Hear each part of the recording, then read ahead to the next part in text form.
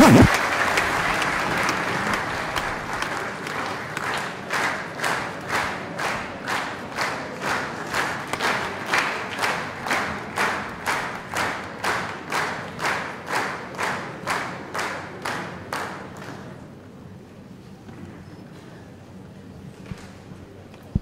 Excellency, Prime Minister, the Honorable Speaker, Abdullah Gemeda, members of Parliament, Salam.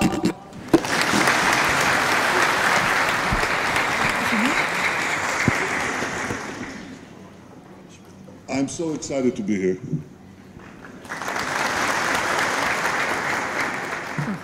My delegation is excited to be here.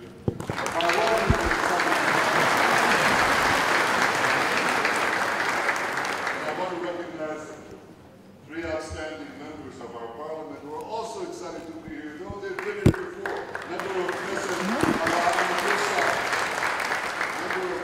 former member of Knesset, and our ambassador here in Addis Ababa, Benish Zevada.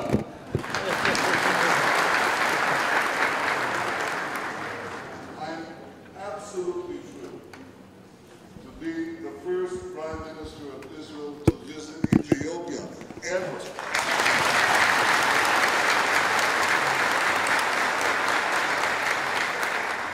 Well, what took us so long? And the answer is, I don't know, but I'm already planning the next visit.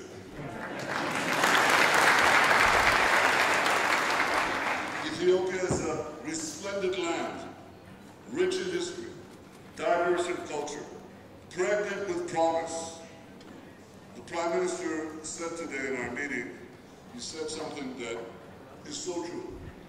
He said, Israel has a place in the hearts of Ethiopians. And Ethiopia has a place in the hearts of Israelis, in the hearts of Ethiopians.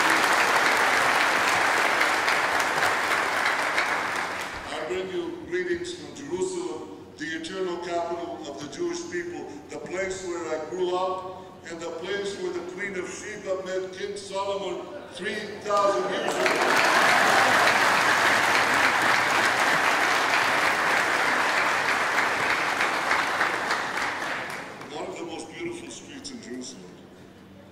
In the heart of the city is a street called Ethiopia Street. And in my youth, I would walk past the majestic Ethiopian church on it. And I felt always that it was just one expression of the enduring bonds between our peoples.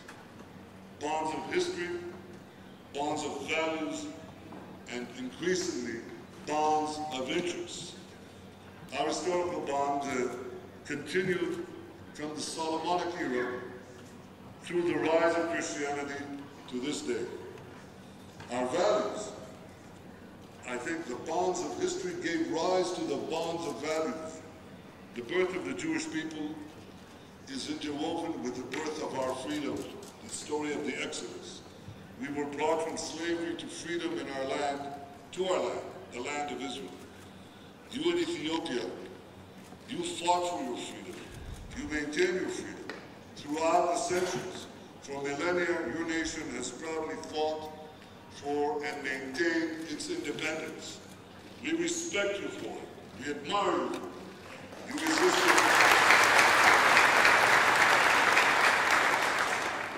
You resisted foreign rule and live as a free people in your ancestral homeland. And we too live as a free and independent people in our ancestral homeland. The struggle for freedom unites our two nations. As does the second value we share, which is nation building. Our return to the land of Israel was just the beginning. We then needed to build our state, a dynamic state, a powerful state. We recognized early on that the diversity of our citizens would be a source of great power. Today we draw upon the skills and wisdom of all our citizens, Arabs, Jews, Christians, Muslims, Druze, and Jews from Ethiopia.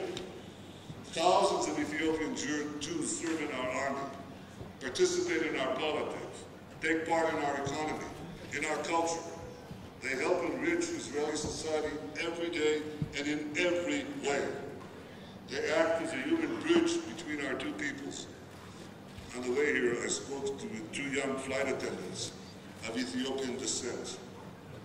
They are proud to be Israelis, and they're proud of their Ethiopian heritage. And one of them is seeing her family here for the first time in 7 years. What excitement! It's the excitement we all feel in coming here and rekindling our friendship. Our Declaration of Independence guarantees the rights of citizens, regardless of religion, race, or gender. And in fact, you know that protecting the access of all in the Middle East to the freedom of faith is a great challenge. Israel today is the only country in the Middle East that fully guarantees the religious freedom for all, for Jews, for Muslims, and Christians. You know that Christians are being slaughtered by ISIS and brutally repressed by the Iranian regime. In Israel, as in Ethiopia, Christians thrive, and I'm proud that our Christians, the Christians community in both our countries, are safe, secure, and free. This is something we uphold for all religions, Muslims, Christians, and Jews alike. It's the values we should uphold everywhere in the Middle East and everywhere in the world, in Africa, in Europe, everywhere. Freedom of faith for all. Ladies and gentlemen, these common values, these common bonds of history and values have led to common interests. Our two nations and every country are threatened by the forces of terror. I've spoken to African leaders this week in Entebbe, in Kenya, in Rwanda, and of course with Prime Minister Haile Mariam of Ethiopia. I think all Africa's leaders understand this danger well. We've witnessed attacks in countries across the continent and around the world. We've seen fanatics who seek to impose medieval barbarism on all humanity. They deliberately target civilians. They systematically murder innocent men, women, and children in malls, in universities, in cafes, in hotels. It's important to understand that the terrorists see us, all of us, as one. And we must fight them as one. And I want to pledge to you one thing. We can defeat them, we will defeat them. But working together will defeat them even faster.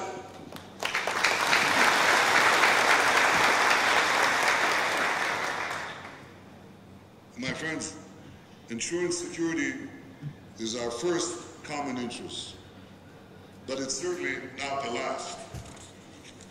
For too long, Africa was treated like an afterthought by much of the world. Many focused on its problems. Few saw its opportunities. Well, no longer. We are clear, seeing Ethiopia's potential and Africa's potential. And today I'm proud to announce that Israel is coming back to Africa in a big way. We had extraordinarily productive discussions, the Prime Minister and I and our teams. We see possibilities in every field of endeavor.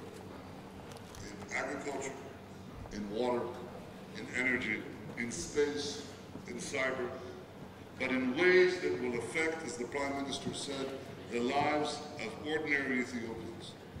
If you can have more water for your personal use, for crops, if you can make your crops more productive, if you can grow animals to produce, and cows to produce milk in greater quantities. This is the question I ask everywhere I go. Which cow produces more milk per cow in the world? You think it's a Dutch cow? You think it's a French cow? It's not. It's an Israeli cow. And soon it could be an Ethiopian cow.